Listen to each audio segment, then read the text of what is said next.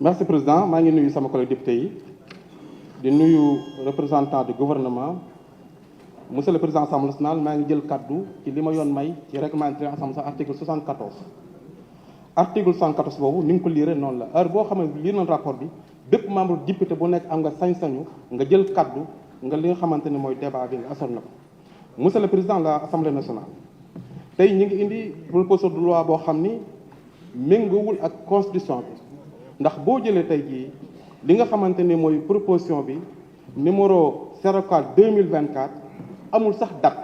c'est la première fois histoire du Sénégal depuis 1960 ñu indi proposition de loi boo xamante ni amul date te loolu yaakaar naa ne injustice bi ak li nga xamante ni tey war nañ ko mën a wax ni kon d'accord te loolu baaxul. monsieur le président boo jëlee article 31 bi nga xamante ni moom lañ wax ni dañ ko war a xoolaat article 31 mënuloo ko xoolaat te xoolaatuloo li nga xamante ni mooy article 45 parce que monsieur le président article 31 dafa wax ni président de la république ñu ngi koy war a tenir date boo xam ni le 25 février lay doon te avant 45 jours lañ ko war a def kon jàpp naa ni li nga xamante ni maanaam moom mooy li ñu wax nii ci article 31 bi mënuloo koo def te demuloo si article 103 kon jàpp naa ni bu fekkente ni tey dañuy dox te république bi rek ñor ni di dox pour askanu ñor ni waruñu jël tey ji ay loi yoo xamante ni dañuy tax Macky Sall reste dans la poire sur ce qu'on vit parce que li mu mën a jàpp mooy bu loi bi jàllee fii ba 200 ba 300 day maintenir pouvoir am te loolu duñ ko accepté tey duñ ko accepté ëllëg moo tax monsieur le président maa ngi demande sama collègue député yi ñëpp ñi nga xamante ni askanu ñor na leen démocratie ñor na leen réew ñor na leen seen intérêt bu taxu ñuy wax ñu arrêté li nga xamante ni mooy débat bi te li nga xamante ni mooy république bi war a taxawaat ñu tëgg élection yi ci date bi nga xamante ni moom la constitution bi wax ndax monsieur le président li nga xamante ni mooy li ñu war mooy respecter loi ak règlement respecter constitution bi loolu mënuloo ko def ba pare di violer li nga xam mooy constitution bi man bokkoon naa ci candidat yi nga xamante ni dañoo proposé woon pour bokk ci élection yi ñu rakkale ma d'accord ci loo xam ne teguñu ko ci yoon ñu def li nga xamante ni mooy bind président de la république war ko ni ko li ñu def teguñu ko ci yoon nañu ko xoolaat mais bi ñu koy wax booba processus électoral bi mi ngi doon dox ndax conseil constitutionnel génne gutoon li nga xam mooy liste définitive bi mais bu xasee génn liste définitive bi ñu toogee ak président de la république lam ñu wax mooy décision conseil constitutionnel kenn mënu see revenir kenn mënu si deltu ginnaaw d'accord naa léegi nag yéen xool leen nu ngeen di def man du ma bëgg may Macky Sall mu continuer di fi toog di yàq àllu réew mi di ministre mi di sàcc xaalisu réew mi ma koy jox maanaam muy continuer def loolu accepté ma ko tey accepté ma ko la moo tax man mi bokk ci groupe parlementaire bi d'accord naa parce que bu ma d'accord du ma wote li nga xamante ne mooy li nga xam mooy enquête parlementaire bi mais d'accorduma ci proposition de loi pour ñu yokk mandat président de la république pour mu continuer di fi toog d'accorduma ci loolu tey d'accorduma ci ëllëg damay wote contre kon moo tax tey lii nga xamante ne moom la ñu jox président assemblée nationale ak sama collègue député yéen ñi nga xam ne réew moo la ñor seen intérêt bopp ñuuru leen te président Abdoulaye Wade la waxoon le 23 juin nee na woon askan wi moo tax ma deltoon ginnaaw retiré procès bi kon maa ngi appel képp koo xamante ni tey citoyen nga nekk député toog fi askan wi procès loi bi ñu retiré ko monsieur le président en tant que mouride mënu ma nangu ñu tëgg élection bisu màggal ba suba ga ndax màggalu Serigne Touba gi le 24 août la le 24 août mënoo ko def ba le 25 août nga war a def ak ay élection loolu d'accord ma si yaakaar naa ñun ñi nga xamante dañoo nekk ay mouride il faut ñu jox ñu cër respecté ñu aussi parce que ku ne xam na ni procès bi date bi ñu ko def baaxul ni ñu ko war a defee baaxul ni ñu ko dogee baaxul kon jàpp naa ne tey waruñu ko jàlle bu fekkente réew mi rek moo tax man nag dama sama intérêt dafa jël parti dafa jël coalition askan wee ma ñor askan moo tax ma ñëw fi ndax Serigne Mountakha si boppam ban fa demee démb nee na d'accord si lii nii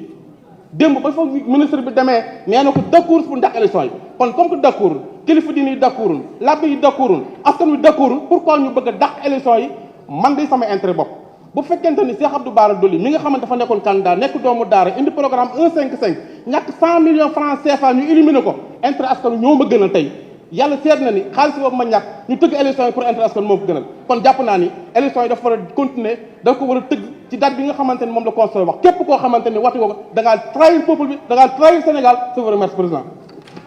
Merci chers collègues. Le président de la commission, vous avez la parole, suivi du rapporteur.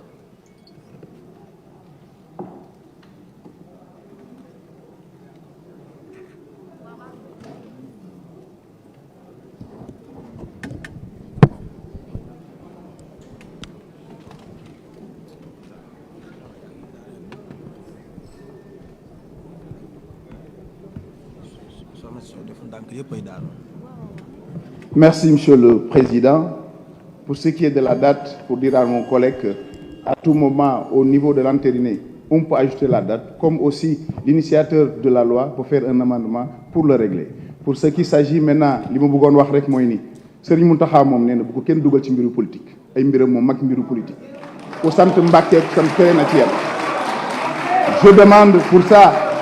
Monsieur le Président, pour cette dérogation qui est demandée par rapport à l'article 31. Je demande la poursuite des débats. Les faits avancés par notre collègue ne fait que divertir l'Assemblée. Je vous remercie. Monsieur le rapporteur, vous avez la parole.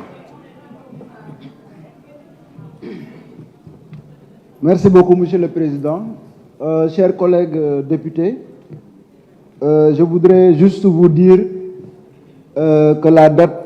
ce n'est rien d'autre qu'une omission involontaire et qui sera corrigée parce que c'est le 2 février 2024. C'est la proposition de loi constitutionnelle numéro 04-2024 du 2 février 2024 portant dérogation. Donc, concernant les autres observations, moi, je demande à ce qu'on poursuive les travaux. Merci, chers collègues. Quels sont ceux qui sont pour l'adoption de la question préalable? Non. Non, c'est une question interne de l'Assemblée. Quels sont ceux qui sont pour l'adoption de la question préalable? Comptez.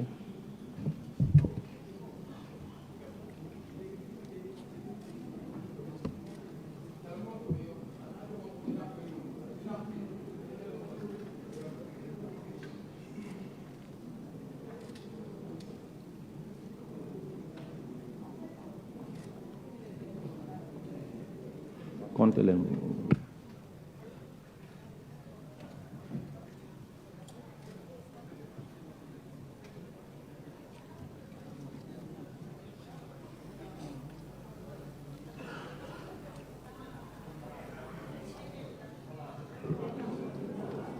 « 42 voix. Quels sont ceux qui sont contre?